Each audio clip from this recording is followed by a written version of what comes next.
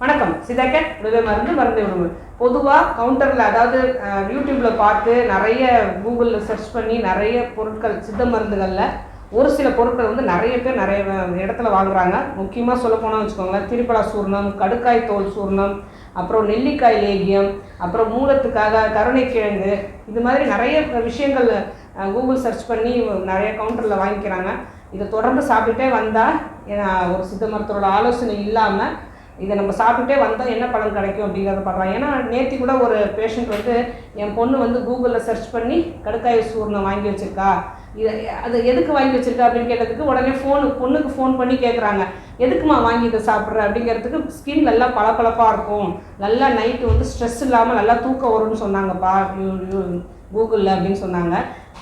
அதாவது கடுக்காய் சூர்ணம் இப்போ இது ஒரு எக்ஸாம்பிளுக்காக தான் சொல்கிறேன். கடுக்காய் சூர்ணம் வெளியே வாங்கணும்னு வச்சுக்கோங்களேன்.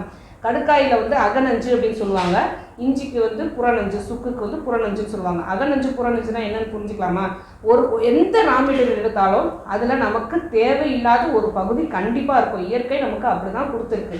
தேவையான பகுதி ஒன்றும் தேவையில்லாத பகுதி ஒன்றும் தான் கொடுத்துருக்கு. எல்லா விஷயத்துலையுமே கவனிச்சுக்கணும்.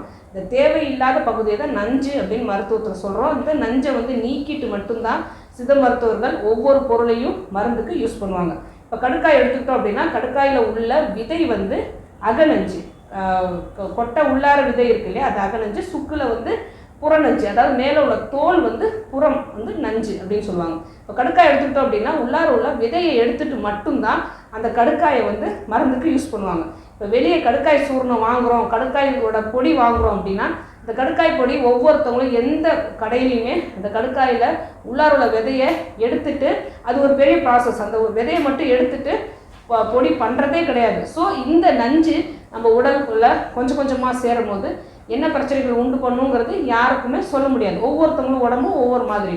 ஒரு சில உடம்பு இது வந்து ரொம்ப சீக்கிரமே ரியாக்ட் பண்ணும், ஒரு சில உடம்புக்கு ரொம்ப லேட்டாக ரியாக்ட் பண்ணும். ஆனால் கண்டிப்பாக இந்த நஞ்சு உடலுக்கு ஆகாது. இப்போ மொத்தமாக நம்ம எடுத்துக்கிட்டோம் அப்படின்னா, திரிபலா சூர்ணம் எடுத்துக்கிறாங்க, காலையில் கான்ஸ்டிபேஷன் இல்லாமல் நல்லா ஈஸியாக மலம் வரும் அப்படின்னு சொல்கிறாங்க. இது எல்லாமே நான் வாய் வழியாக மற்றவங்களோட கேட்குறது, அதுமாரி நிறைய சோஷியல் மீடியாவில் பார்க்குறது, இதெல்லாம் தான் மட்டும்தான். ஆனால் இதே வந்து நம்ம ஒரு நவீன மருத்துவத்தில் நம்மளை அறியாமல் அதையும் சுதான் சொல்கிறாங்க நிறைய பேர்.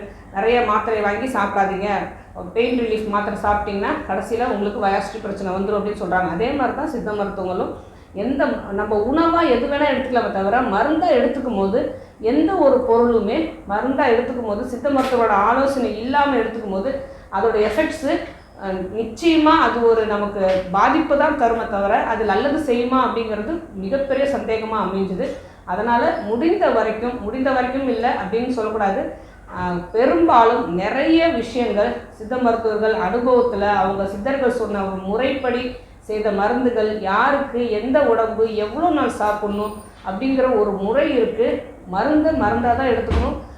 யாரோ ஏதோ சொல்கிறாங்க அப்படிங்கிறதுக்காக ஏதாவது ஒன்று சாப்பிட்டோம் அப்படின்னு வச்சுக்கோங்களேன். இப்போ நெல்லிக்காய் நெய்யை எடுத்துக்கிறாங்க அப்படின்னா அது வந்து உடலுக்கு குளிர்ச்சி தரக்கூடியது. ஏற்கனவே கப உடக்காரங்க இந்த நெல்லிக்காய் நெய்யை எடுத்துக்கும் போது அதிகமாக கபம் அதிகமாகி உடல் வந்து நல்ல ஜில்லுட்டு போய் அவங்களுக்கு பல பிரச்சனைகள் வர வாய்ப்பு இருக்குது. இதே திரிபலா சூர்ணம் எடுத்துக்கிறவங்க தொடர்ந்து 48 நாளைக்கு மேலே எந்த பொருளை எடுத்துக்கிட்டாலுமே அவங்களுக்கு சைட் எஃபெக்ட்ஸ், அதாவது கெட்ட சைட் எஃபெக்ட்ஸ் வரதுக்கு நிறைய வாய்ப்புகள் இருக்குது. அவங்களுக்கு வேறு ஏதாவது பிரச்சனைகள் தோண ஆரம்பிக்கலாம், உடம்புல உஷ்ணம் அதிகமாக இருக்கலாம். உடல் உஷ்ணம் அதிகமாக இருக்கிறவங்களுக்கு உடல் உஷ்ணம் வந்து நல்லா குறைய ஆரம்பிச்சிட்டு திடீர்னு குறைஞ்சி அதனால் அவங்களுக்கு பல பிரச்சனைகள் உண்டாகலாம். ஸ்கின் ரேஷஸ் வர ஆரம்பிக்கலாம், அவங்களுக்கு செரிமான பிரச்சனை அதிகமாகலாம்.